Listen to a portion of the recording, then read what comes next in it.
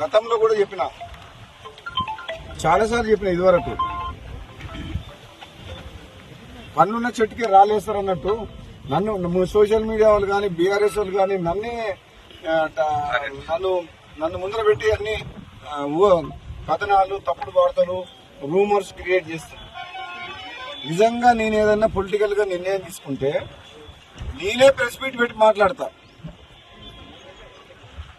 నేను కాంగ్రెస్ పార్టీ ఎమ్మెల్యేగా కొనసాగుకుంటూ మునుగోడు నియోజకవర్గ అభివృద్ధి కోసం కృషి చేస్తున్నాం. మంత్రివర్గ విస్తరణ అనేది అధిష్టానం తీసుకునే నిర్ణయం కాబట్టి అధిష్టానం ఏ నిర్ణయం తీసుకున్నా కట్టుబడి ఉంటాం. అప్పటి వరకు కాంగ్రెస్ పార్టీ ఎమ్మెల్యేగా ఒక క్రమశిక్షణ గల కార్యకర్తగా నియోజకవర్గ అభివృద్ధి పార్టీ కోసం పనిచేస్తుంది తప్పితే రాహుల్ గాంధీ గారి నాయకత్వంలో ఎటువంటి రూమర్స్ కూడా సోషల్ మీడియాలో నాకు కొందరు గిట్టని వ్యక్తులు కాంగ్రెస్ పార్టీ లోపల కావచ్చు, ఇతర పార్టీ వాళ్ళు కావచ్చు, కంటిన్యూస్ గా సోషల్ మీడియాలో నా మీద దుష్ప్రచారం జరుగుతుంది. దయచేసి మళ్లీ చెప్తున్న తెలంగాణ ప్రజలందరికీ కూడా ఇటువంటి వార్తల్ని నమ్మొద్దు. భవిష్యత్తులో ఏదన్నా రాజకీయ పరంగా ఏదైనా నిర్ణయం తీసుకుంటే నేనే ప్రెస్ మీట్ పెట్టి మాట్లాడతా.